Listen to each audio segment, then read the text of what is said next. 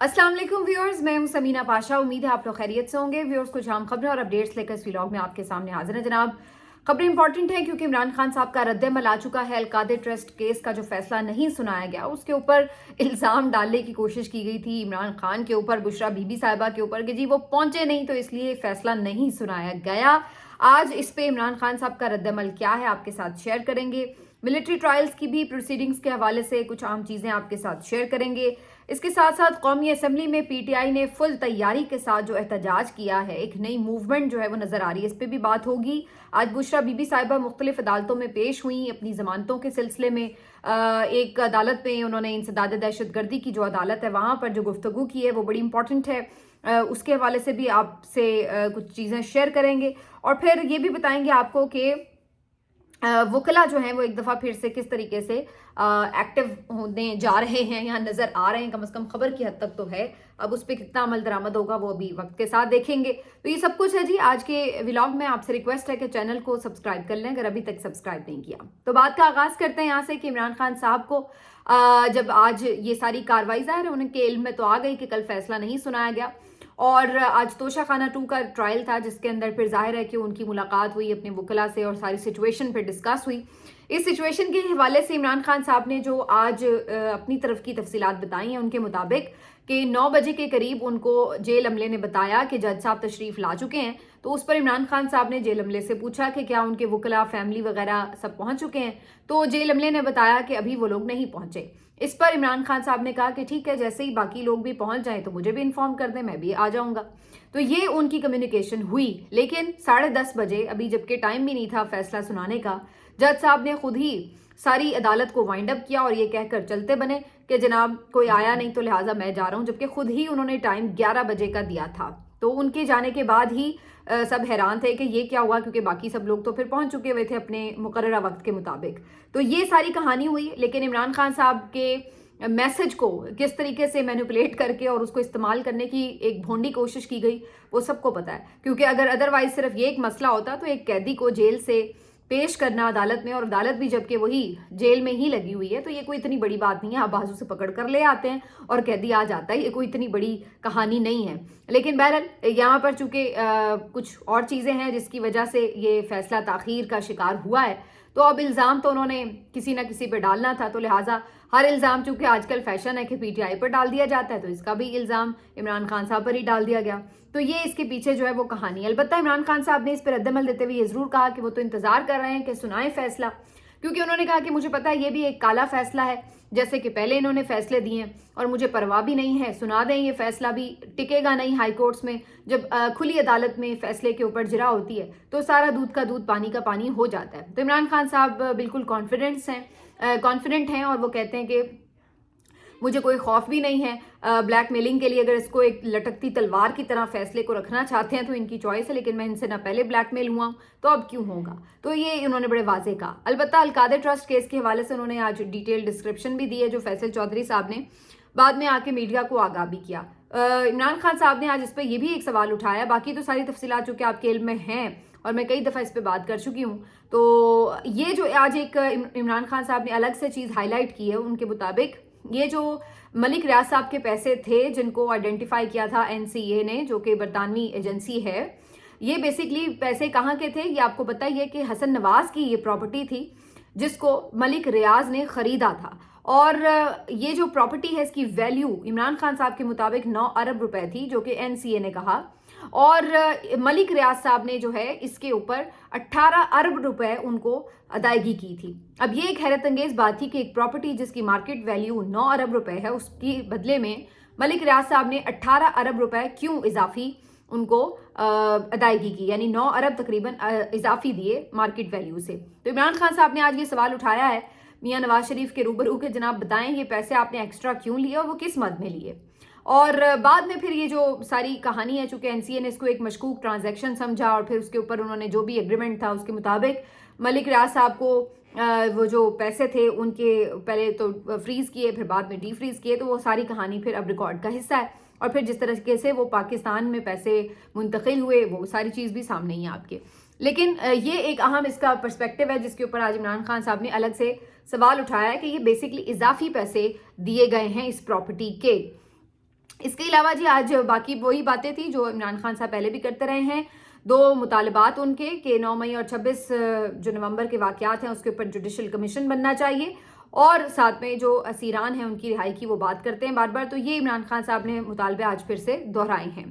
एक जो आज पॉजिटिव डेवलपमेंट है उसके बारे में फैसल चौधरी साहब ने आगाह किया और बताया कि कल फाइनली इमरान खान साहब की उनके बच्चों से 15 मिनट बात करवा दी गई है फ़ोन पे, क्योंकि ये भी काफ़ी महीनों से इन्होंने पाबंदी लगाई हुई थी और बात नहीं करवा रहे थे। वही एक जो इनकी सोच है इस वक्त कि परेशान करके, तकलीफ पहुंचाकर, अजियत देकर इस तरह की हथकंडे आजमाने की कोशिशें, तो उसी में ये भी एक हथकंडा था कि बच्चों से बात ना करवाओ।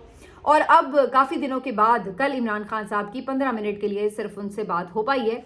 अब ये रेगुलर होती रहे और जो ड्यू प्रोसेस है उसके थ्रू होती रहे। फैसल चौधरी साहब का कहना है कि इसके लिए अलग से हाई कोर्ट में भी दरख्वास्त दायर की जा सकती है, और बाकी जो अभी उनकी फैसिलिटीज़ हैं जेल सेल के अंदर वो उस तरह से उन्हें दस्तयाब नहीं है। उनका टीवी अभी तक बंद है और बुक्स भी उनको नहीं दी जा रही। तो इस तरह की जो उनकी रुकावटें हैं कामों में वो अभी तक मुसलसल मौजूद हैं। तो अब फैसल चौधरी साहब ये कह रहे हैं कि जो यहाँ पर जज साहब आते हैं ट्रायल के लिए उनके थ्रू तो ऑर्डर करवाया गया, लेकिन उसकी तो कोई ख़ास जेल इंतज़ामिया ने परवाह नहीं की। तो अब ये हाई कोर्ट में भी इस मामले को लेकर जाएंगे। ये सारी जी आज की डेवलपमेंट्स थी। और बाकी जो अहम चीज़ है वो ये कि बुशरा बीबी साहिबा भी आज मुख्तलिफ अदालतों में पेश हुई हैं, कहीं पर कोई ज़मानतों के लिए, कहीं पर कोई अपने ट्रायल के सिलसिले में, और हाई कोर्ट भी वो गई और फिर यहाँ पर भी। तो यहाँ बुशरा बीबी साहिबा जब इंसदाद दहशतगर्दी अदालत में आई तो यहाँ पर जो ये रेंजर्स एहलकारों के जो जब इनकी हलाकत हुई थी रेंजर्स एहलकारों की, उसका मुकदमा भी आपको पता है कि इन्हीं के ऊपर दर्ज किया गया था। हालांकि वो गाड़ी से कुचले गए थे और वो सारी स्टोरी खुद बहुत से जो लीगी सहाफ़ी हैं उनके थ्रू भी सामने आ चुकी है। बहरहाल कहने का मकसद ये है कि उसका भी मुकदमा चुके हैं। उसी मुकदमे के सिलसिले में बुशरा बीबी साहिबा आज इंसदाद दहशतगर्दी अदालत भी पेश हुई। वहाँ पर गुफ्तगू के दौरान बुशरा बीबी साहिबा ने काफ़ी ज़ोरदार अंदाज से जज साहब से मुखातिब करते हुए बहुत से अहम पॉइंट सामने रखे, और उन्होंने कहा कि हमारा तो इस निज़ाम से वैसे ही एतबार उठ गया है, हमारा इन अदालतों से एतबार उठ गया है। उन्होंने कहा कि मुल्क में कानून तो है लेकिन इंसाफ नहीं है, और पीटीआई के लिए तो बिल्कुल नहीं है। उन्होंने कहा कि जी हमने तो ये तक देखा है कि जजेस जो हैं वो फैसला सुनाते हुए कांप रहे थे। हमने ये भी देखा है कि फैसले और समातों के दौरान जजेस की हालत और तबीयत ख़राब भी थी। एक जज साहब तो 200 उनका ब्लड प्रेशर था, उसके बावजूद उन्होंने हमें सज़ा सुनाई जो कि उन्होंने सुनानी थी। तो ये सब कुछ हमारे सामने होता रहा है, तो हम कैसे एतबार करें। इस पर जो इंसदाद दहशतगर्दी अदालत के जज हैं ताहिर अब्बास सप्रा, उन्हें कहा कि अदालतों से एतमाद नहीं उठना चाहिए। बहरहाल अच्छी बुरी हर तरह की सिचुएशन है और जाहिर है कि उसमें बहुत से इंसाफ भी लोगों को मिल रहा है, ऐसा भी नहीं है। तो उन्होंने कुछ करके उन्हें हौसला देने की कोशिश की, लेकिन बुशरा बीबी साहिबा काफ़ी यहाँ पर मायूस नज़र आ रही थी सिस्टम से, और उन्होंने ठीक ठाक सुना भी दी। उसके बाद जी अगली जो इस सिलसिले में अहम खबर है वो ये कि इमरान खान साहब ने जो पीटीआई को हिदायत जारी की हुई हैं कि अब आपने बिल्कुल भी 26 नवंबर के वाक़यात के ऊपर खामोश नहीं बैठना और इसको बढ़ चढ़ के इसको उठाना है। आपने इस पर खामोशी बिल्कुल नहीं की जा सकती। ये शहदा का लहू है, बेगुनाह मासूम निहत्ते कारकुनों की जो शहादतें हुई हैं, जो लोग मिसिंग हैं, इनके ऊपर बिल्कुल पुरजोर आवाज़ उठाई जाए, हर फोरम पर उठाई जाए। तो आज उसका एक असर भी हमें नज़र आ रहा है कि कौमी असम्बली में आज जो पीटीआई के मुख्तलिफ मेंबर्स हैं वो बाकायदा प्ले कार्ड्स के साथ आए ऐवान में। उन्होंने किसी ने गोली क्यों चलाई का उठा रखा था प्ले कार्ड, किसी ने इमरान खान को रिहा करने का मुतालबा किया हुआ था, किसी ने 26 नवंबर और 9 मई के जो वाक़यात हैं उसके ऊपर जुडिशल कमीशन का मुतालबा लिख रखा था। तो ये मुख्तलिफ प्ले कार्ड्स लेकर ये तमाम अरकान असम्बली जो हैं ये आज ऐवान में आए और थ्रू आउट भी ऐवान में जो है एहतजाज करते रहे। ऊ वाला भी एहतजाज होता रहा, नारेबाजी भी होती रही।